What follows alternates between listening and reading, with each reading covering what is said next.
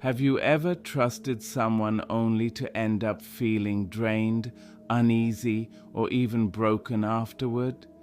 Not because of what they said directly, but because of how being around them made you feel. If that sounds familiar, you might be dealing with something more dangerous than just a difficult person. Because evil doesn't always appear with hatred or warning signs. Sometimes it arrives with a smile. It flatters you, listens carefully, nods at the right times, and pretends to care. But behind that friendly surface, it seeks to control, confuse, and corrupt. We're not talking about movie villains or imaginary monsters. We're talking about real people, the ones who hide in plain sight, the ones who drain your spirit while pretending to be your friend, partner, or even mentor. The ancient Stoics warned about these people long ago. So today, let's uncover 10 clear signs that you might be standing next to someone with dark intentions, and how to protect your peace before it's too late. The first sign is constant manipulation. Seneca once said, "He who has many fears also has many things that can be used against him." Evil doesn't always shout, sometimes it whispers. Manipulation is its quiet weapon. These people twist your words, make you question your own memory, and wrap their lies in soft compliments disguised as advice. They don't want real connection, they want control. I once knew someone who praised me in public but planted small doubts in private. "You're really talented," they'd say, but are you sure you didn't just get lucky?" At first I laughed it off, but slowly I started depending on them for approval and direction. Without realizing it, I was giving away my freedom one compliment at a time. The Stoics taught the importance of clear thinking and self-control. If someone constantly makes you doubt your own choices, that's not guidance. That's a trap. A wise person helps you think for yourself. A manipulator wants to think for you. The second sign is a mask of charm. Epictetus once said that appearances, no matter how dazzling, can hide the truth underneath. Charm isn't always a gift. Sometimes it's a disguise. Certain people seem too good to be true. They listen closely, speak sweetly, and light up every room they enter.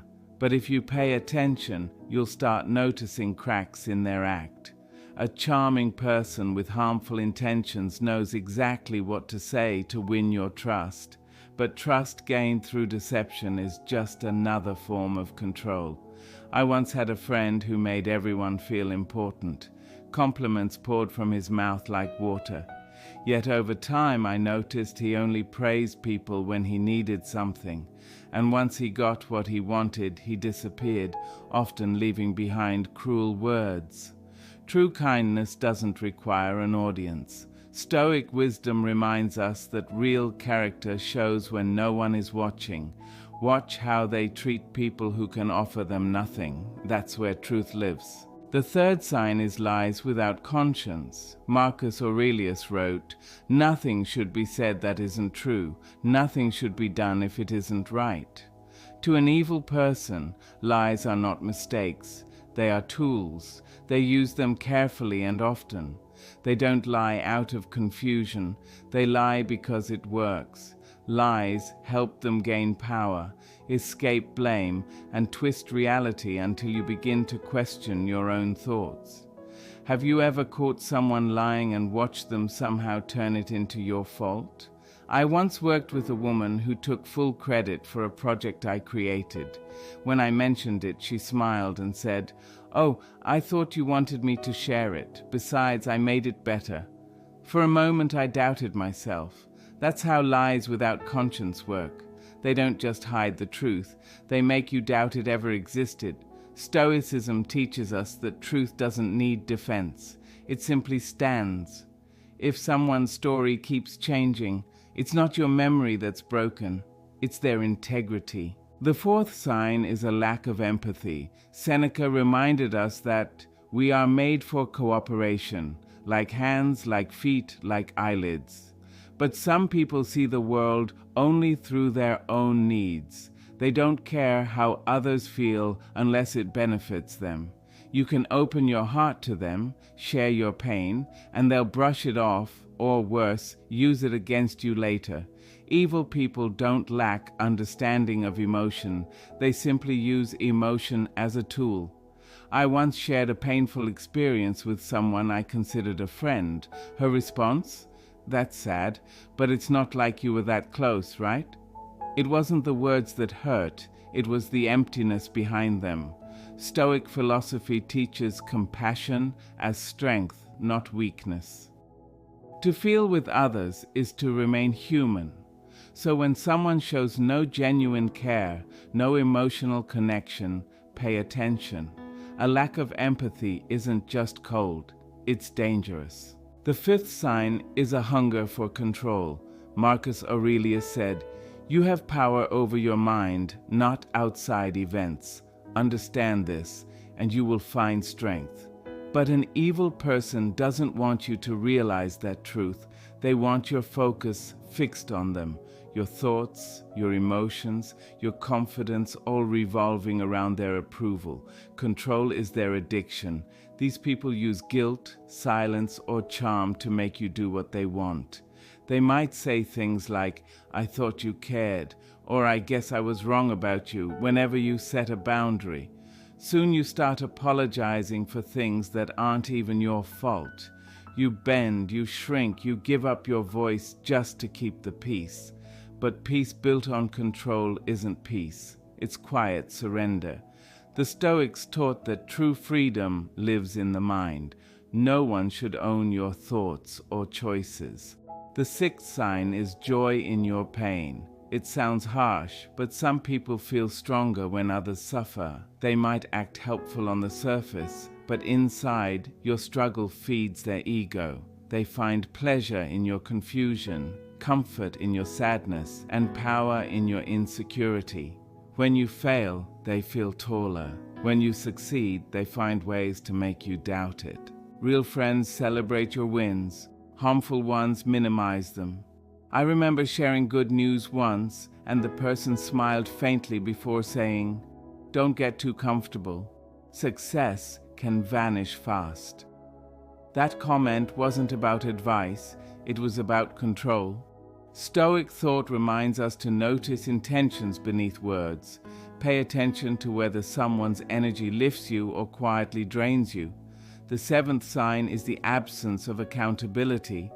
Evil people rarely admit when they are wrong. They shift blame with ease, turning every mistake into someone else's fault. They rewrite history to protect their image. If you confront them, they'll twist the story until you're the one apologizing. Stoic wisdom values honesty, both to oneself and others. If someone cannot own their actions, they will never change, because accountability is the first step toward virtue. The eighth sign is emotional chaos. These people thrive on drama because chaos keeps them powerful. The more confusion they cause, the easier it becomes to control the narrative. You might notice constant tension around them, small problems becoming storms, peace turning into arguments. The Stoics believed calmness is strength. A person who constantly drags others into conflict does so because they fear stillness. Silence exposes truth. The ninth sign is double standards. They expect loyalty, respect, and patience, but offer none in return. They judge others harshly for things they freely do themselves. Stoic teachings warn against hypocrisy, a sign of an unbalanced soul. When someone demands standards they refuse to follow, it shows that fairness and honesty are only masks they wear, not values they live. The 10th and final sign is energy theft, the invisible way they drain your spirit. You may walk away from conversations feeling tired, confused, or guilty without knowing why. That's because they subtly take your energy through criticism, control, or chaos. The Stoics taught that protecting your peace is a form of wisdom. When your inner calm becomes your highest priority, you stop letting others feed on it. The truth is, not everyone you lose is a loss. Some people leave your life to make space for clarity and peace. Evil hides behind politeness, charm, and attention, but time always reveals intention. When words and actions no longer match, believe what you see. Protect your energy, trust your intuition. As Marcus Aurelius said, the soul becomes dyed with the color of its thoughts. So guard your thoughts. Surround yourself with people who bring light, not shadows. Because in the end, peace isn't found in avoiding darkness. It's found in recognizing it early and walking away before it consumes your spirit. The moment you stop reacting, they lose power over you. Control is their addiction. They crave the ability to decide who you meet, what you think, and how you feel. They'll give advice that sounds supportive, but it's really meant to make you depend on them. I once knew someone who constantly said, "I'm just trying to help you." But their help always came with strings attached, less independence and more obedience. In time, I found myself checking with them before making any decision. That wasn't care. It was quiet control disguised as concern. Epictetus said, "Freedom is the highest goal in life. If someone is always pulling your strings, it's time to cut them loose." True supporters empower you to stand tall. Controllers slowly take you apart. Then there's blame and deflection. Seneca wisely said, "Every guilty person is their own hangman." But truly toxic people carry no rope. They carry mirrors, always turning them toward you. Every mistake becomes your fault. Every failure is something you supposedly did wrong. They never admit, "I made a mistake." Instead they say, "If you hadn't done that, I wouldn't have reacted like this." I once worked on a project where something went wrong. Instead of admitting her share, a teammate blamed my planning, my timing, my communication, everything except her choices. She did it calmly, as if she were doing me a favor by pointing it out. That kind of constant deflection destroys your sense of truth. You start believing you're the problem when you're simply the target. But the Stoics remind us that truth stands firm on its own. You don't need to shout it. You just need to live by it. If someone never accepts fault and always points the finger at others, they're not just difficult. They're dangerous to your peace. Then there are those who enjoy your pain. Epictetus advised, "Keep company with those who help you grow." But some people don't want your growth. They want your misery. And worse, they enjoy seeing it. They laugh when you stumble, smile when you struggle. Sometimes it's subtle, a smirk when you're embarrassed. Other times it's open, spreading rumors just to watch what happens. I once had a friend who seemed pleased whenever things went wrong for me. One day, I told her I didn't get a job I was hoping for. She said, "Maybe that's for the best. It sounded too ambitious for you anyway." That wasn't comfort. It was disguised sabotage. When someone finds pleasure in your struggles, don't overlook it. The Stoics remind us that true friends lift you higher. They don't feed off your sadness or stand taller only when you fall. Those who do are not just unkind, they are harmful to your peace of mind. Another tactic is isolation. Marcus Aurelius once said, "We were made to work together like hands and feet." But some people try to separate those hands and feet from the body. One of the oldest tricks of toxic people is isolating you from your loved ones, your family, your friends, your support system, and they do it quietly. They'll whisper, "Your friend is jealous of you," or "Your family doesn't understand you like I do." I once trusted someone who slowly convinced me that no one else cared, that only they truly understood me. For a while I believed them, until I realized I was alone, afraid, and completely under their influence. Isolation gives them control. But Stoic wisdom values community, shared strength and unity. When someone pulls you away from your people, your values, or your clarity, you aren't getting stronger, You're becoming easier to manipulate. Another sign is jealousy dressed as advice. Seneca warned, "Envy is a disease of the soul." Jealousy doesn't always look angry. Sometimes it smiles. Sometimes it sounds like concern. It can come as advice that seems thoughtful but carries a sting. I remember sharing a big achievement with someone. Instead of celebrating, they said, "That's good, but don't get too proud. There's always someone better." On the surface, that sounds wise. Underneath, it's poison. This kind of jealousy doesn't encourage your progress, it limits it. When someone can't be happy for you or their words make you doubt yourself after every success, pay close attention. The Stoics teach us to rise above comparison, but envious people will drag you into it, not because you're failing, but because you're doing better than they are. Then comes the unrepentant heart. Marcus Aurelius once wrote, "Don't talk about what a good person should be, just be one." Some people never learn or change. They don't reflect or apologize unless it helps them escape responsibility. They repeat the same behavior again and again because they don't believe they're wrong. Have you ever met someone who hurts others but always finds a way to justify it? I once knew someone like that. No matter what happened, they'd say things like, "That's just how I am," or "People are too sensitive," or "They deserved it." That's not honesty. That's pride hiding behind excuses. Stoic thought values growth through self-awareness, recognizing your flaws and correcting them. But those who refuse to look at their own darkness will never bring light into your world. And so these are 10 clear signs that a harmful person might be right beside you, not in dramatic ways, but in quiet daily choices, their words, their reactions, their influence.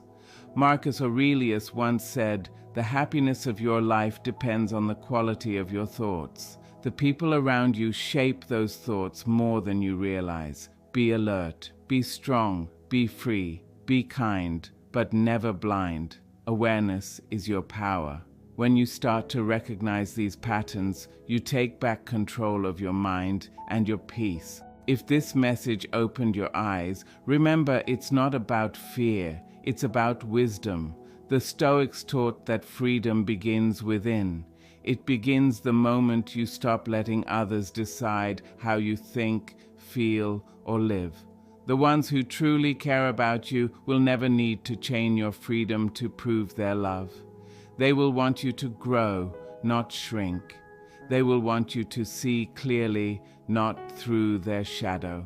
Walk away from those who twist your reality, who trade your confidence for control, because real connection is never built on fear. It's built on trust, respect, and mutual strength. Every time you choose peace over manipulation, you reclaim a part of yourself. Every time you choose truth over guilt, you become stronger. Freedom isn't something you wait for, it's something you step into. The people who try to silence your voice, limit your choices, or feed on your pain will lose power the moment you stop letting them define your worth. The Stoics remind us that no one can control your mind unless you hand them the key. Keep that key, keep your clarity, because when you finally understand these signs, you don't just protect yourself, you become someone else's reminder that peace, once chosen, is unshakable. Your awareness might not only save you, it could save someone still trapped where you once were.